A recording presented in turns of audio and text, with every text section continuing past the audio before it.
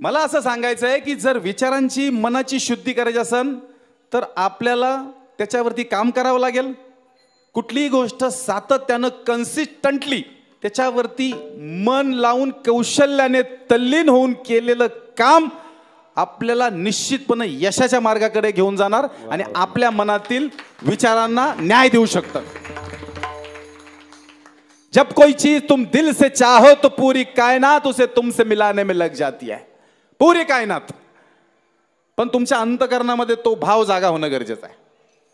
आणि जर भाव जागा झालाच असेल थोडाफार तर मी सांगतो तुम्हाला, आपल्यामध्ये इथं बसलेल्या लोकांपैकी किती लोकांनी विपश्यना केलेली आहे? विपश्यना. वा, सिद्धार्थ कांबळे. अजून कोण आहे इकडे? रेश्मा काकडे, प्रीती काकडे. वा बाबा, गुड गुड. प्रणव काकडे. मी स्वतः पण केलेली आहे. भारतामध्ये आलेली ही विद्या कुठलीही अंधश्रद्धा नाही. पहिली ही गोष्ट लक्षात घ्या. मला तुम्हाला हे आवर्जून सांगायचं की तुमच्या विद्वतेचं मला नवल वाटतं. तरुण पिढी फार चांगला विचार करते, पण ती तरुण पिढीने एखाद्या विषयाकडे पाहण्याचा दृष्टिकोन एकदा ठरवला तर तो तसाच असतो. आणि याला कारणीभूत मारा दुर्दैवानं आपण आहोत. अतिशय जाज्वल्य विचाराची ही तरुण पिढी आहे जी कुठल्याही विषयाकडे डोळसपणे पाहते. तुकोबा, ज्ञानोबा यांनी आपल्याला अंधश्रद्धा शिकवली? सांगा कुठल्या वारकऱ्याच्या अंगामध्ये म्हातारी माता येते, भवानी येते, अंबिका येते? सांगा ना कुठल्या वारकऱ्यांनी? कधीच नाही. वारकऱ्यांनी कायम ह्या सगळ्या प्रथेचं खंडन केलेलं आहे. क्या बात है. या तरुण पिढीला आपल्याला सांगावं लागेल हे असं नाहीये. हिंदू धर्माची संस्कृती, संस्कार, प्रथा, परंपरा जपणारा हा वारकरी संप्रदाय आहे.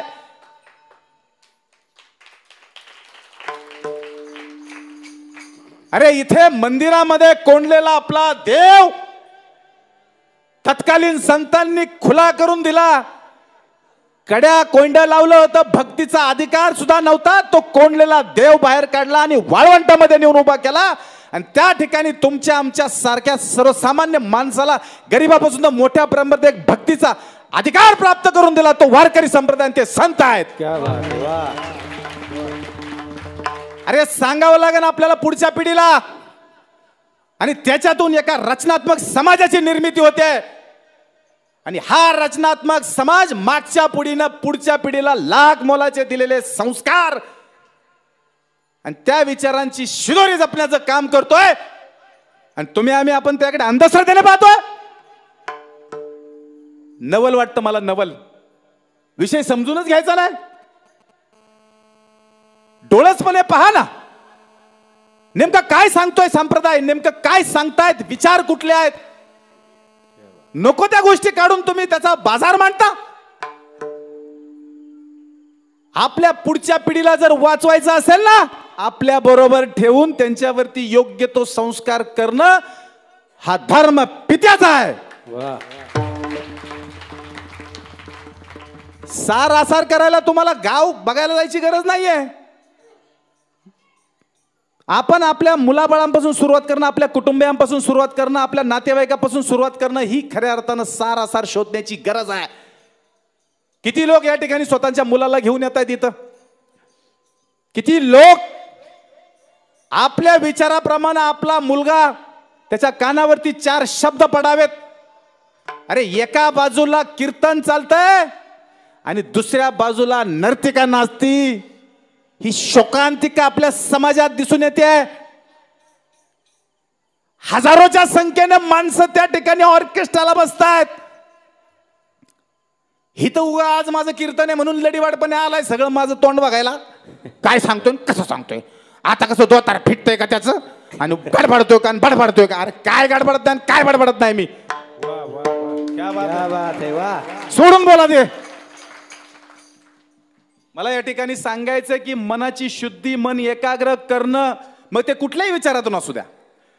पहिल्यांदा आपलं मन हे भटकणार आहे. आपण ओंकार आणि श्वासावरती आपलं मन केंद्रित करतो. ओंकारावरती ओ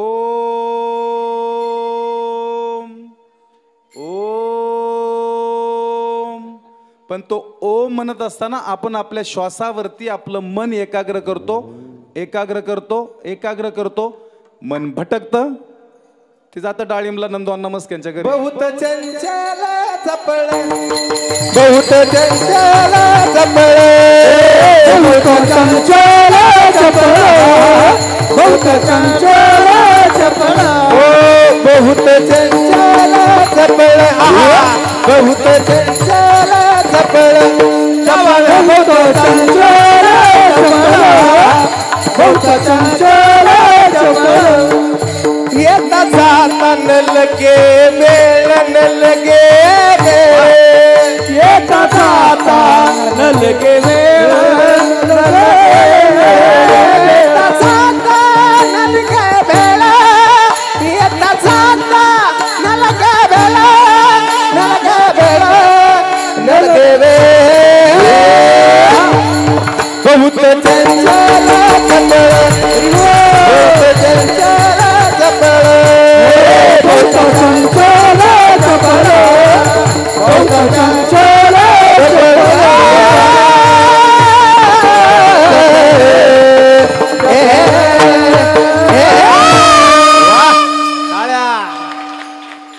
सुंदर सुंदर.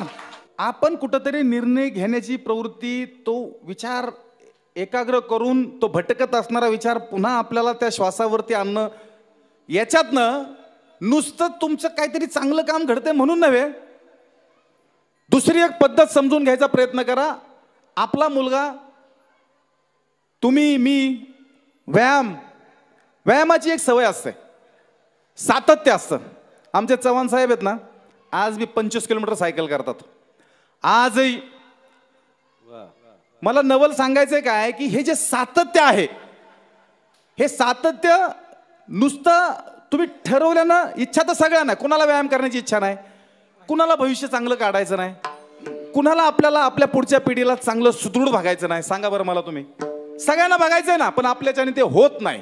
मग ते होण्यासाठी काय करावं लागेल, तर आपल्याला आपल्या मनामध्ये असे विशिष्ट काही विचार अंगी करावे लागतील. व्यायामाचं सातत्य, व्यायाम ही एक ती सेम पद्धत आहे की आपण रोज जर बायसेप मारला, muscle break down, muscle reborn, break down, muscle reborn. आता हा जो मसल ब्रेक होऊन पुन्हा रिबॉर्न होतो, म्हणजे काय होतं, मसलची साईज वाढत चालते, दिसायला गडी फिट आणि कडक दिसू लागतो. नाकपुडा एकदम कडक, पुढं सगळं नाकावरचं तोंडावरचं सगळं फॅट बीट निघून जातं, मागचा मटेरियल कमी होतो, पुढचा मटेरियल पूर्ण गायब होतो, गडी असा देखना दिसू लागतो ना. त्याला ती आवड निर्माण होते आणि आवड झाली की ते अजून करीतो, सातत्य टिकवतो. हे कशाने होतं, एकाग्रता. आणि हीच एकाग्रता, मला सांगा, आपला मुलगा, आपलं कुटुंबीय जर व्यायामाच्या दिशेने असेल तर निश्चितपणे तुमच्या मुलाला तुम्ही वाचवू शकला हे समजायचं. आणि जर तुम्ही तुमची मुलं, पहिला व्यायाम ही त्याची पहिली शिक्षा आहे, शिक्षा म्हणजे शिकवण आहे, त्याला तिकडे न्या. मग कसं न्यायचं, कसंही न्या. मला सांगा, लहानपणी आमची आई आहे ना, आम्हाला लय भारी गाय येली ना, गाय येल्यावर दूध पाजायची, आम्ही काय दूध पित नसायचो. मग आई काय म्हणायची, 1 रुपया देते, पेता ग्लास भरून दूध. मग रुपया देतो म्हणले, पेतोय ना दूध, उद्या दे परत रुपया, पेतो, परवा दे परत रुपया, पेतो. आता जोपर्यंत गाय वेलेली होती, आई रुपया द्यायची, दूध पे दूध पे दूध पे, प्यायचं भारी वाटलं. नंतर गाय आटली, रुपया बंद, दूध बी बंद. केवर पैसे द्यायचे तुला, मर तसाच, आईचं मर म्हणणं.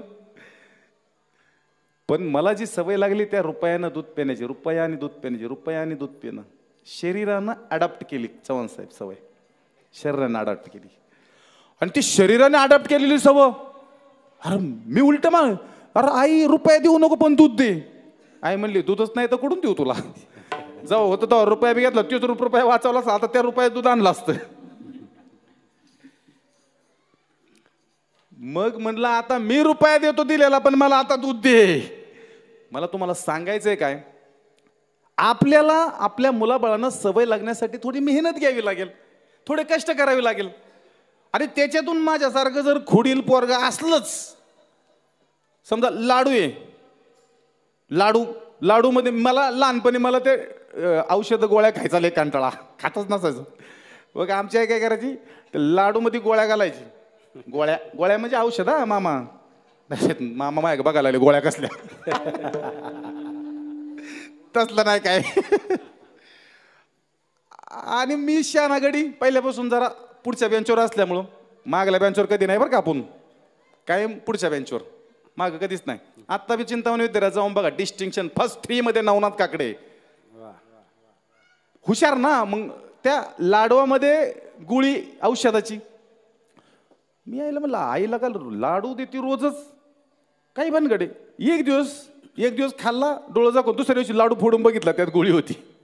मी आपलं गोळी बाजूला काढायचो लाडू खायचो, गोळी बाजूला काढायचो लाडू खायचो. आता माझ्यासारखं जर असं खोडील पोरगा असलं तर करायचं काय. त्याला एकाग्र करण्याची जी विद्या तुम्हाला द्यायची ती कशी द्यायची, जशी जमाल तशी द्यायची. नरेंद्र मोदी सांगतात आपल्याला काय, पाकिस्तान जिस भाषा में समझता है उसे उस भाषा में समझाना चाहिए. कोणती भाषा समजते त्याला, पहिली प्रेमाची बोलणी, नंतर मग छोटीशी नजराना, नंतर मग आहेच की आपल्या कवी गोला बारूद.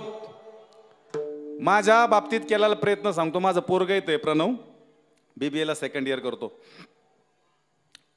माझ्या मुलांना 12वी नंतर मोबाईल द्यायचे मी लहानपणी प्रॉमिस केलं होतं, माझ्या मुलीला प्रीतीला बी प्रणवला बी.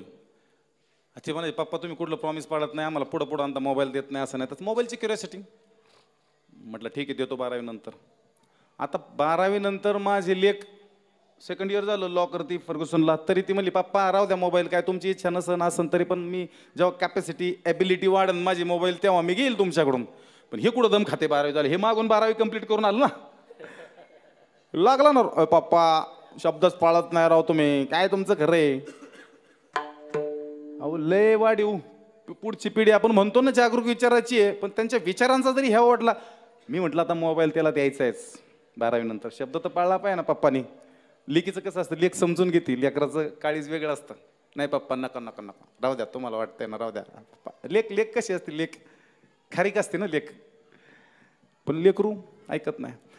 मग मी आयडिया केली, म्हणलं प्रणव काकड्यांना मोबाईल द्यायचा, देतो, पण मोबाईल देत असताना एकच काम करायचं की तुम्ही 10 दिवस मरकळला जायचं, आर्य मौनामध्ये विपश्यना करायची आणि मग मोबाईल देणार.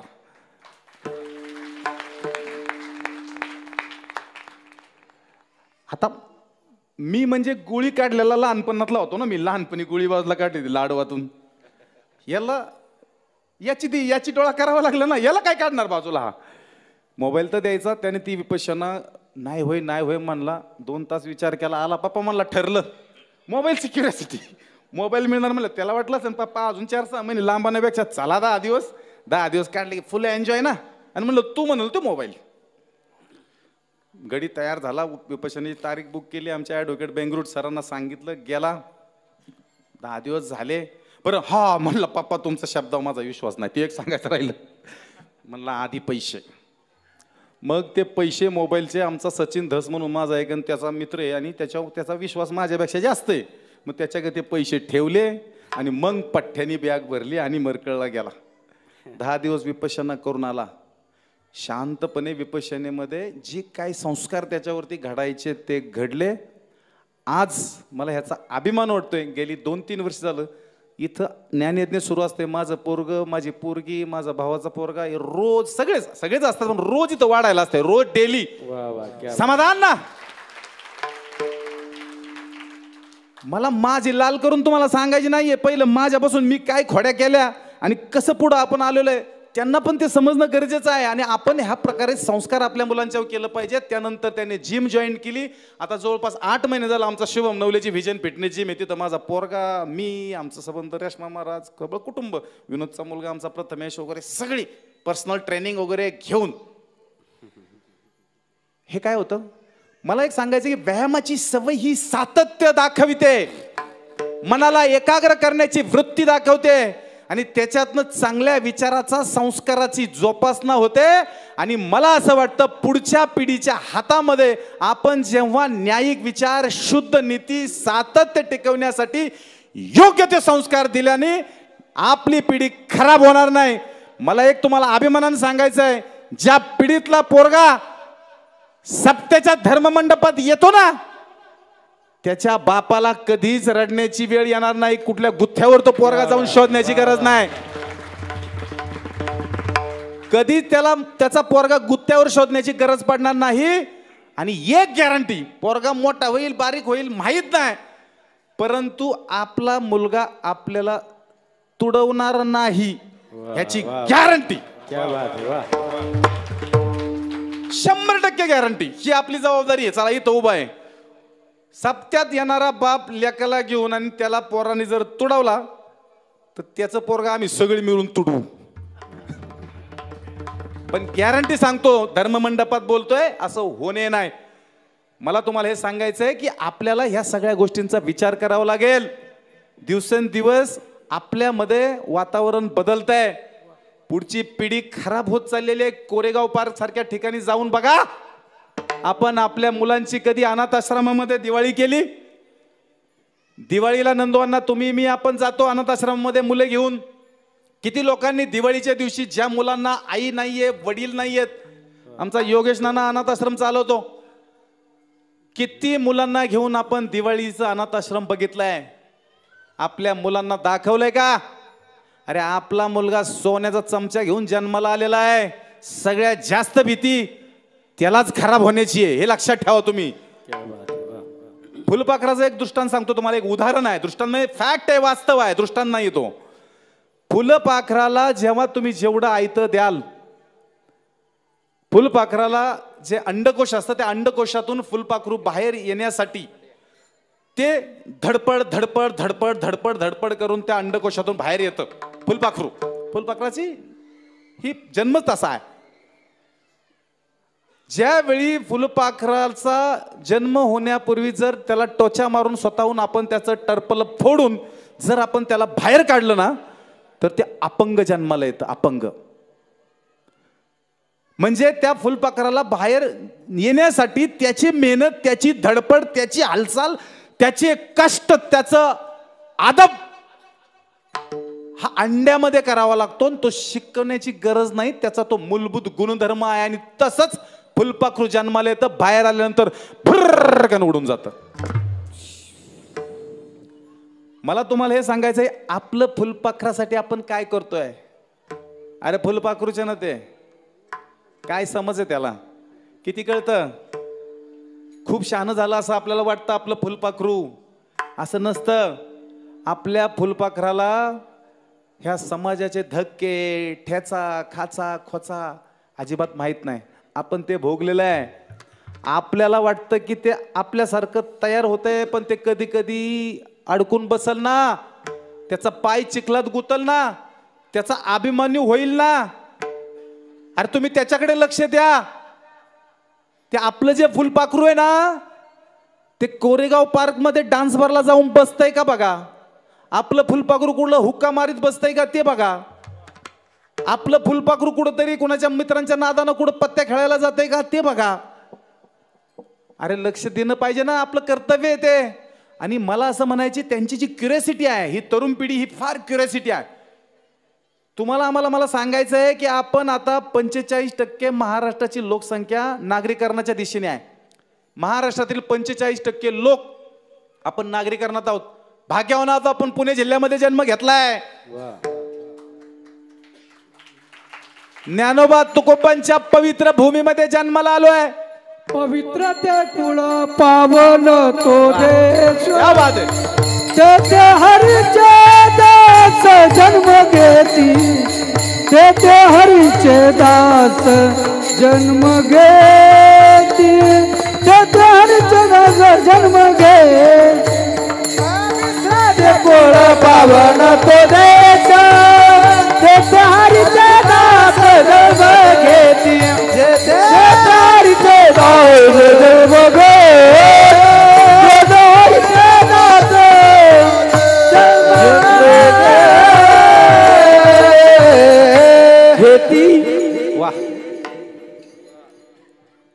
तुम्हाला सांगायचंय, त्यांची जी क्युरिओसिटी ना ती संपवा. आपल्या मुलाला आपण डान्स बारच्या बाहेर घेऊन जा. सॅटर्डे नाईटला कोरेगाव पार्कच्या लेन नंबर 6च्या बाहेर आपला मुलगा मुलगी स्वतः गाडीत घेणे, जाणे, बघणे, दाखवणे, त्यांना बाहेर नेऊन उभं करा. हा सांगणारा मी आहे, महाराज नवनाथ काकडे. माझ्यामधली मॉडर्निटी आता जागृत झालेली आहे. हे का दाखवा, हे का दाखवा,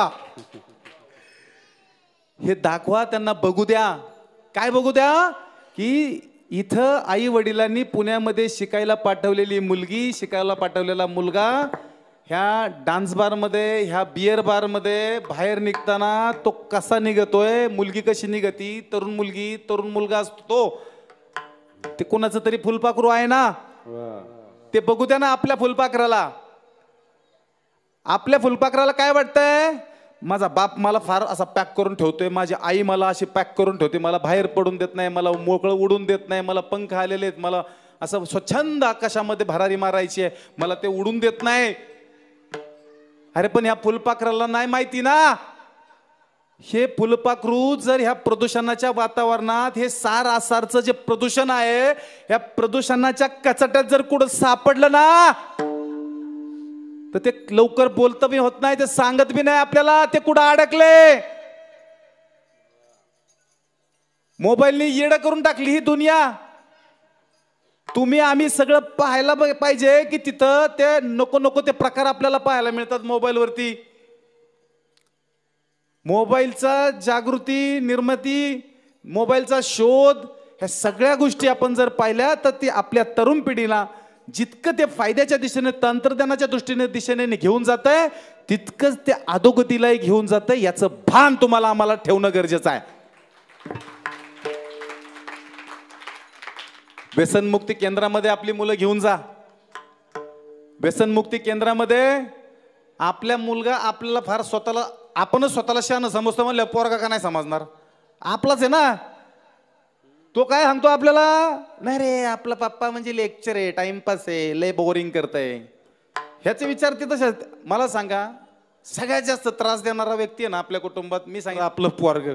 सगळ्यात जास्त वैताग त्याचाच आपल्या सगळ्यांना. तुम्ही कुणीही अनुभव घ्या, का तर त्याच्या वेदना होतात, काळीच तुटतं आपलं त्याच्याबद्दल. बाकीच्याने दिलेला त्रास आणि फरक नाही पडत आपल्याला. अरे असं आपण फटकान लावतो इतरांना, पण आपल्या जवळच्या माणसाचा त्रास आपल्याला सहन होत नाही. आणि मग त्रास सहन होत नाही म्हणजे काय होतं, जर ते आज ना उद्या जर ते अडकलं ना, ते जर कुठं गुंतलं ना, ते बाहेर निघणार नाही. मग त्याला हे अगोदर दाखवा. जेव्हा ते व्यसनमुक्ती केंद्रात जाईल आणि बघन ना, अरे एक डॉक्टर इथं हॅबिच्युअल ड्रिंकर म्हणून, दारू पिण्याची जास्त सवय जडल्यामुळे डॉक्टर इथं आलेला आहे. आणि तो डॉक्टर या ठिकाणी दारू पिण्याच्या सवयीसाठी इथं दारू सोडण्यासाठी आलाय. इथे एक इंजिनियर आलाय, इथं लक्ष्मीकांत बेर्डे आलेला आहे, बिचारा गेलाय. मला नाव घेऊन त्याचं नाव खराब नाही करायचंय. अरे काय माणसं होती, लाख मोलाची माणसं होती ती. गेला ना तोल, चांगली चांगली माणसांचे तोल जातात. पण ते थांबवण्यासाठी आपल्याला सार आसारच्या ह्या प्रक्रियेतून आपल्याला आपली जी फुलपाखरं आहेत ना, ती सगळीकडे अशी फिरून फिरून आणावी लागते. आणि त्यांना सार काय आसार काय हे आपल्याला दाखवून द्यावं लागेल. आणि ते दाखवून देणं हा खऱ्या अर्थानं बापाचा धर्म आहे अभंगाच्या दुसऱ्या चरणामध्ये.